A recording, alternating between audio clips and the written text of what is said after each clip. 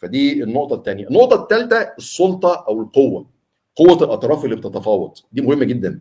انت راح تتفاوض مع مين؟ الراجل اللي انت بتتفاوض معاه ده صاحب سلطه، صاحب قرار، ولا مش صاحب قرار؟ صاحب تاثير؟ ده راجل بيقول دن يبقى خلاص ديل هو ديل، ولا انت هتعب نفسي معاك واكتشف ان في الاخر لا في واحد تاني هو اللي عنده القرار. في واحد تاني هو اللي معاه القرار، واحنا واللي معاه القرار دوت اما اجي اقعد معاه هيطلب مني ديسكاونت اللي انا كنت مديه من شويه، ويبقى يقول ما ينفعش. لازم اعرف مين الشخص اللي انا بتكلم معاه. الشخص ده صاحب قرار، الشخص ده هل عنده المقدره انه يتحكم في زمام الامور؟ تمام. هل هو اللي بيفرض الاجنده، نتناقش على ايه وما نتناقش على ايه؟ اصل انا ممكن على مستوايا ما اعرفش اتناقش مع شخص صاحب قوه، انا مضطر اجيب مديري، لازم افهم.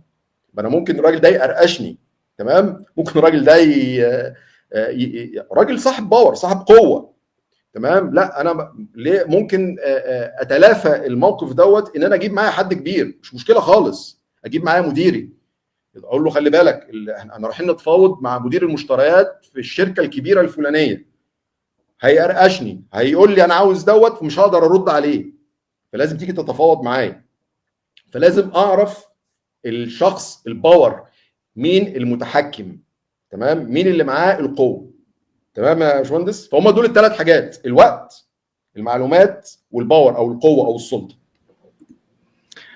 ممتاز جدا يا هندسه، ممتاز جدا. خليني طيب نتكلم شويه مور تكنيكال على التكنيكس اللي انت بتستخدمها او بتنصح بيها الزملاء في عمليه التفاوض. ايه هي اشهر التكتيكات التفاوضيه الشائعه في عمليه التفاوض بشكل عام؟ طب معلش انا هرجع بس، معلش مهندس وليد خطوه ورا. اتفضل. برضه انا افتكرت حاجه عشان برضه تبقى الناس عارفه اتفضل. ان السلطه دي انواع، في انواع من السلطه لازم حضرتك يبقوا عارفينها. في سلطه المنصب، تمام، انا قوتي بمنصبي، انا مدير، انا سي او، انا سي اف او، دي قوتي، فدي قوه المنصب، تمام، دي نوع من انواع القوه. في قوه تانية قوه المعرفه، الخبره. انت حضرتك لما تيجي تتفاوض مع واحد خبره، تمام، غير لما تكون بتتفاوض مع واحد مش خبره، دي قوه في حد ذاتها. ممكن تتفاوض برضو قوه الكاريزما، قوه الشخصيه. في واحد عنده مصداقيه وعنده كاريزما، بيعرف يعرف يفرض وجهه نظره، دي نوع من انواع القوه. قوه المعلومات، في شخص عنده معلومات وفي شخص عارف اللي عنده كل المعلومات دوت، الصندوق الاسود اللي عنده كل المعلومات، دي قوه في حد ذاتها.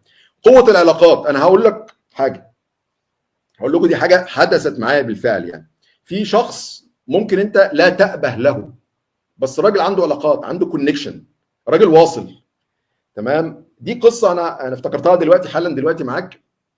كنا بنتفاوض مع مورد ما، اوكي، وما كناش هنديله البي او، وكان البي او كبير، رقم كبير. الراجل بدون ما نعرف تواصل، كان عنده كونكشن في الهيد كوارتر اللي في دبي، شركتنا اللي في دبي، وواصل للسي او والمانجنج دايركتور هناك، هو بيعرف يوصل لهم، وبدا يتناقش معاهم. ده راجل ما كانش هياخد الاوردر، في حركه ما عمل كام حركه كده، تواصل مع الناس، قدر ان هو يحول الموضوع لصالحه.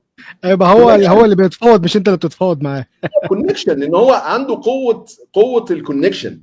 فدي كلها انواع. وخلي بالك برضو يا باشمهندس وليد، برضو عشان ايه الناس برضو ما تتخضش يعني، تمام. القواعد القوه دي مش ثابته، تمام. مفيش طرف بيملك كل القوه، تمام. حتى لو انت راح تتفاوض مع اكبر شركه، اوكي، هو لو مش محتاجك مش هيقعد معاك. اوعى تفترض ان انت ضعيف. انت ممكن تكون مورد صغير، بس هو محتاجك، اوكي. فمفيش طرف بيملك كل القوه حتى لو الراجل ده كبير. وفي بعض الاحيان موازين القوه بتتغير، تمام. انت دلوقتي ضاغط عليا، انا شركه كبيره وضاغط عليك بشروط دفع، وانا مورد غلبان، اضطريت ان انا اوافق، وكل شويه بنجدد العقد او بنطلع عليه. فانا ممكن اكون مورد، انا جالي اوردر تاني يغنيني عنك خالص، ممكن ما اشتغلش معاك. فانا موازين القوه هتتبدل، اقول لك لا، انا شروط الدفع اللي انا كنت قابلها في البي او الاولاني انا مش قابلها في البي او ده. ليه؟ لان انا عندي بدايل. فموازين القوه بتتبدل، يعني اوعى تفتكر ان هي ثابته على طول الخط.